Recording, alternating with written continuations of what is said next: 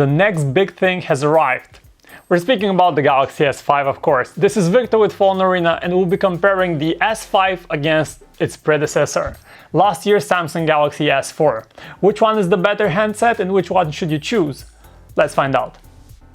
After an S4 that was almost identical to its predecessor this year, with the Galaxy S5, different has arrived.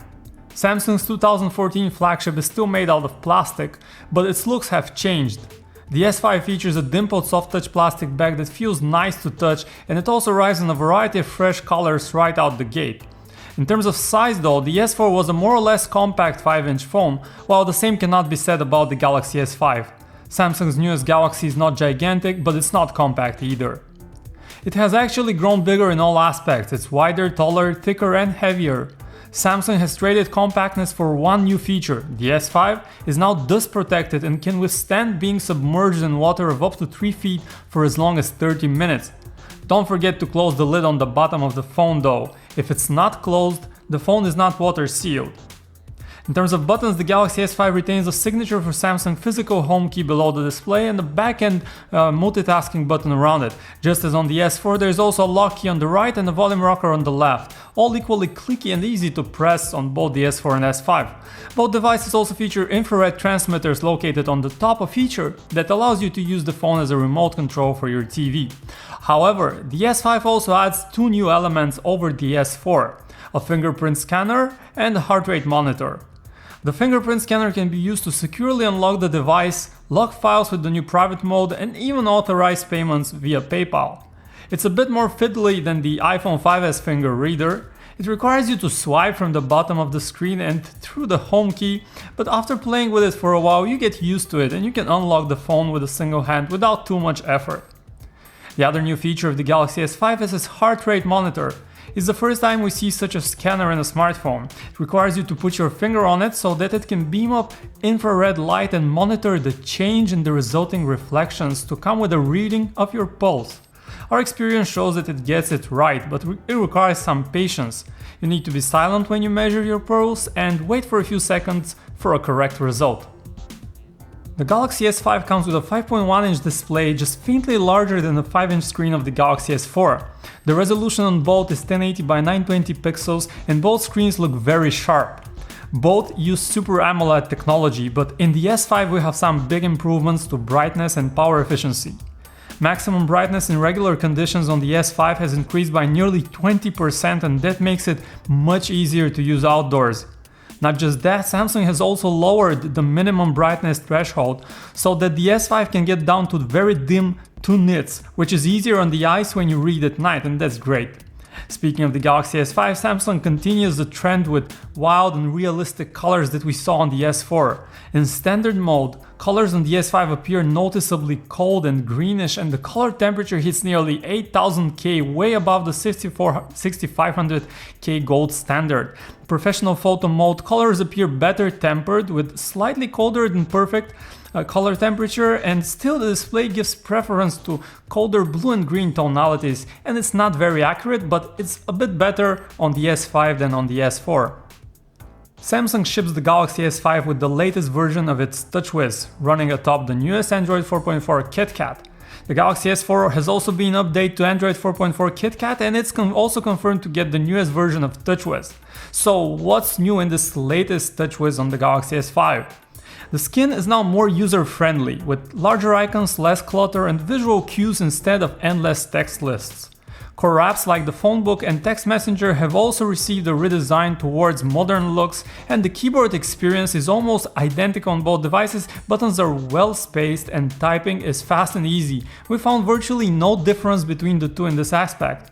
The new S Health app is worth a special mention, since it has grown to become a more comprehensive health and fitness hub that stores your daily steps, calories burned and heart rate measurements. Coming nearly a full year after the S4, the Galaxy S5 is naturally the one with the faster system chip. We will be comparing the Qualcomm versions of the S4 and the S5, but we ought to mention there is also an Exynos based version of both phones shipping mostly in Asian markets. The Galaxy S5 has a Snapdragon 600 chip, while the S5 ships with the newer and faster Snapdragon 801. Both are quad-core Qualcomm chips built on the 28nm node, and both feature 2GB of RAM, but there are some important differences as well. The S5's Snapdragon 801 CPU is clocked at much faster speeds of up to 2.45 GHz against 1.7 GHz on the S4, while the Adreno 330 graphics works at also higher clock speeds.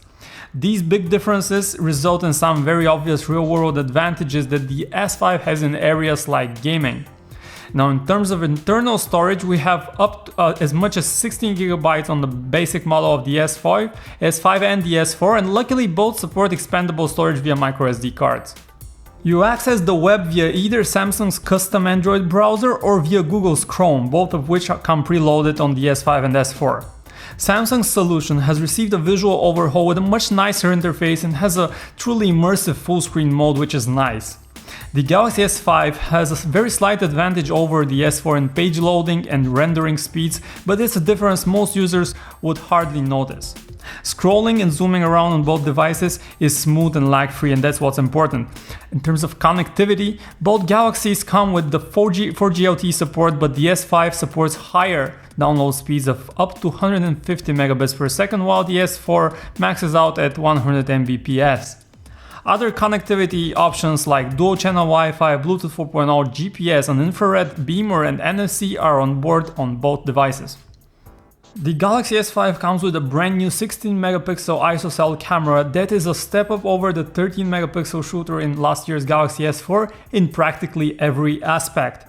The sensor on the S5 is nearly 20% larger than the one in the S4, and it's important to notice that after years of reliance on Sony camera image sensors, this year Samsung ships the S5 with its own in-house Samsung sensor. The ISOCELL name of it refers to how Samsung isolates each of the pixels in the camera sensor so that light captured by each pixel does not leak out in adjacent cells. In addition to that, Samsung is also using face detection technology for faster autofocus, a technology that has its roots in the DSLR world and is really fast. The camera app on the S5 has also been modernized, and it's now much easier to use with all menus just 1 or 2 taps away. You can control most settings manually, things like ISO, white balance exposure, metering, and effects. So how does the new 16-megapixel ISOCELL camera perform in real life? The Galaxy S5 captures pleasing images with vivid color, rich dynamics, and more fine detail than the S4. Colors are a bit overblown on the S5, just enough to add some artificial extra pop to an image, but not too much as to make it look unreal. The new Galaxy also exposes images better. In identical conditions, the S4 often overexposes and blows the whites, while the S5 keeps a better balanced image. The S5 also has some tricks up its sleeve with shooting modes like selective focus that allows you to readjust the focus of an image to either the foreground or the background after you've captured it. In terms of video, the Galaxy S5 can now record 4K footage at 30 frames per second, while the S4 maxed out at 1080p at the same frame rate. Comparing apples to apples, or in our case 1080p video recording, we can say that footage from both appears smooth and pleasing. The difference is in the actual appearance of those recordings. Just as in images, the S5 captures the more vibrant, dynamic picture, while the S4 is a bit more toned down. One neat feature the Galaxy S5 camera has is HDR video recording with live preview of what's captured, and sound recording in video is also audibly cleaner on the Galaxy S5. The S5 and S4 both sport a 2-megapixel front-facing camera that gets the job done when you need it for the occasional selfie or video chat, but not much more than that. Smartphones have become as much about calling as they are about media consumption nowadays, and the Galaxy S5 and S4 are in the forefront of that trend. The S5 is a tad bit more advanced with features like 4K video playback, and with its larger and brighter display, it's got the upper hand for video. Both the S5 and S4 feature Samsung's own music app in addition to Google's Play Music. Samsung's multifaceted music player has gotten fresh new looks, and it looks beautiful with large, beautiful album art and more advanced options like an equalizer with presets. Neither the Galaxy S5 nor the S4 feature stereo speakers, but the single speaker on the S5 is surprisingly powerful and loud, great for music lovers. We were not perfectly happy with call quality on the Galaxy S4 as it sounds sufficiently loud in the earpiece, but the quality of transmitted sound leaves room for improvement. In the Galaxy S5, Samsung makes some of those improvements, but a lot of the issues remain. The earpiece in the S5 is loud enough, but voices sound a bit muffled, and on the other end of the line, callers reported hearing our voice loudly, but there was a slight hiss and high frequencies often appeared too loud. And summing it all up, we can just say that call quality on the S5 hovers around average. The Galaxy S5 comes with a 2800 mAh battery, slightly larger than the 2600 mAh juicer on the Galaxy S4. Despite its small change in battery capacity, you can expect some very noticeable gains in perceived battery life on the S5.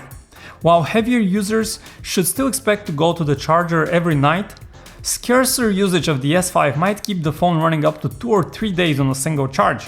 The Galaxy S5 also gets a neat ultra power saving mode that can be enabled via the notification drop down when your battery is in the red.